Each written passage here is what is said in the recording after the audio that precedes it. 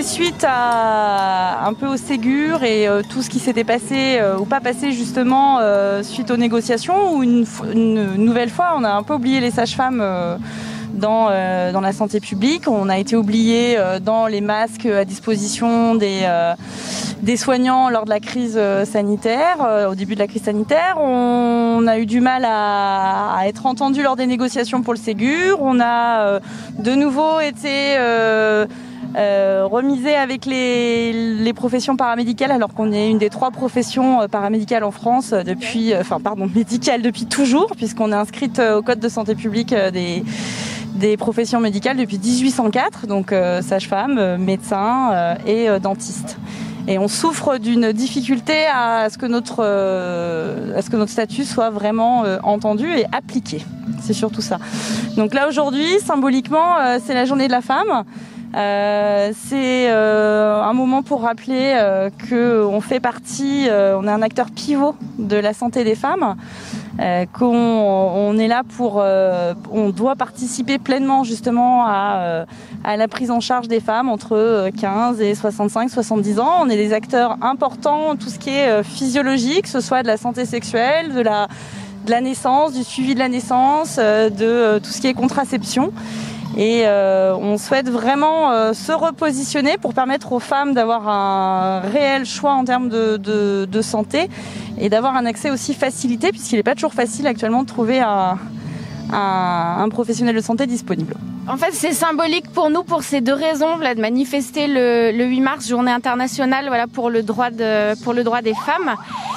Et un des droits principaux d'une femme, c'est d'avoir accès à des soins de qualité en matière de santé sexuelle et de santé périnatale. Et la sage-femme, en fait, c'est la profession de santé qui propose ce type de soins: contraception, suivi gynécologique de prévention, suivi de grossesse, dépistage des cancers gynéco.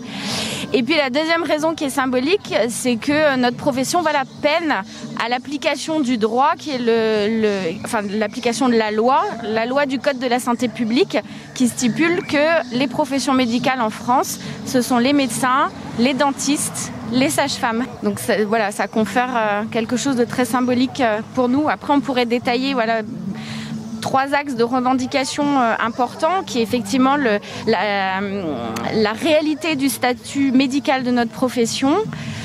En deuxième item, essayer de recentrer la profession de sage-femme dans le parcours de soins des femmes en matière de santé sexuelle, en matière de suivi de grossesse.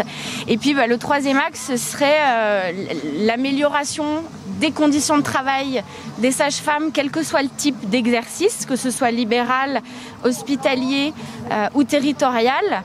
Alors là, après, on pourrait aussi détailler pas mal de choses. On s'insère évidemment avec tous les collectifs interhospitaliers pour la défense de l'hôpital public, pour la défense de la qualité de soins, pour même le sauvetage, on va dire, de la qualité de soins, le sauvetage aussi des soignants qui souffrent beaucoup.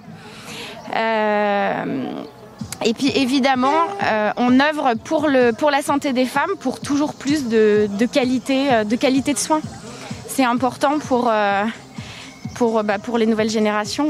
Voilà, on a le soutien, en tout cas nous, du côté hospitalier, du chef de service de l'obstétrique, de la chef de service de la réanimation néonatale, et puis on a le soutien aussi d'associations qui œuvrent beaucoup pour le droit des femmes, notamment Sa Voix de Femme à Chambéry, et puis le soutien de la déléguée du droit des femmes. C'est important pour nous de s'insérer dans tout ce mouvement collectif pour les femmes.